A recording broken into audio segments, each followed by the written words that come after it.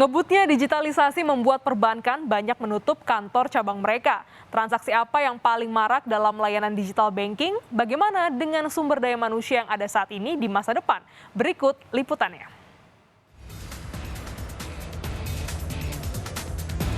Disrupsi teknologi berlari lebih kencang saat pandemi memaksa aktivitas masyarakat harus berjarak sejak awal tahun 2020.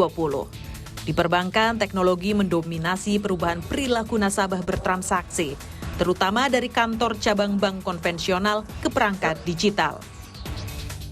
Dihitung sejak tahun 2016 sampai 2021, transaksi mobile banking melesat sampai 300% ke 4.684 triliun rupiah.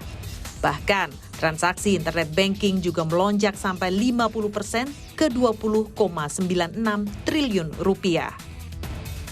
Memang transaksi pembayaran itu yang sangat-sangat populer sekali. Tapi sekarang sudah mulai merambah nih Mbak Diah ya. Jadi sekarang nasabah justru enak ya ini transaksi sekarang saya pembayaran nggak usah keluarin dompet, nggak usah apa-apa, bawa handphone aja.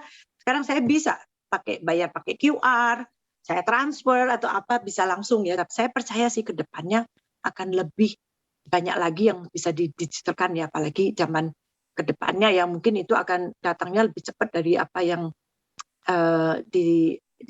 dipikirkan orang sekarang ya, metaverse misalnya. Di saat transaksi digital menanjak, Otoritas Jasa Keuangan (OJK) justru mencatat pada tahun 2017 sampai 2021, setidaknya ada 2.593 kantor cabang bank yang tutup dan total yang masih bertahan adalah 39.061 kantor cabang. Digitalisasi juga membuat perbankan merespons lebih cepat agar mampu mengimbangi kebutuhan nasabah. Penataan ulang keberadaan kantor cabang akan berlanjut seiring masifnya perkembangan teknologi. Kalau harus kita tidak ada traffic lagi dan there is no need for a branch, tentunya kita akan tutup atau relokasi ke tempat yang masih memerlukan. Jadi traffic cabang memang we have to balance delicately karena memang keperluan daripada masyarakat Indonesia dengan daerah yang begitu luas akan sangat berbeda. Nah, pertanyaan selanjutnya tadi kan SDM-nya dengan perubahan-perubahan ini yang mungkin arahnya bagaimana dengan cabang kita kalau yang memang bagaimana ini ke depannya Pak? Yang terdampak. Now what we have been focusing on adalah kita mempunyai reskilling and upskilling. Karena we've been preparing our employees sekarang ini di depan perencanaan yang cukup panjang di mana we start looking into the real needs and the skills. We need to reskill and upskill. Karena nggak bisa dipungkiri, if people cannot be reskilled and upskilled, some of the knowledge and experience akan berbeda. Yeah. Kita mempunyai satu program besar yang namanya Mandirian Siap Jadi Digital.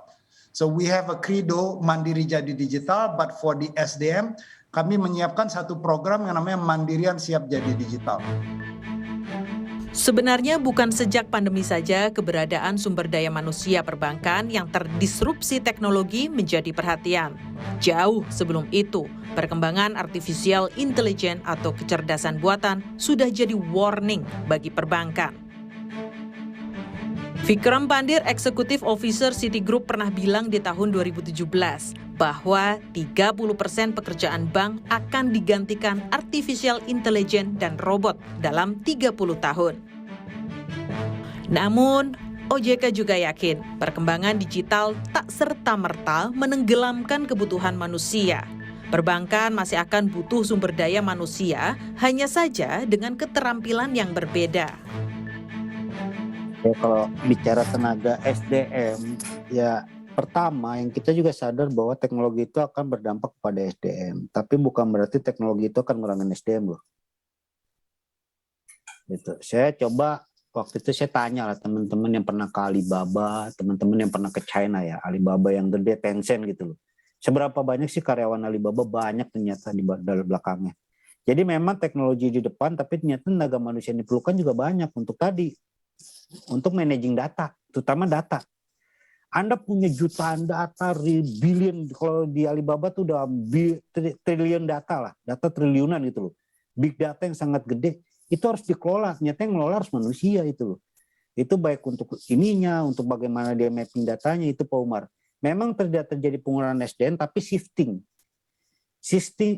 SDM yang tadinya di front line berubah menjadi ke back office gitu loh.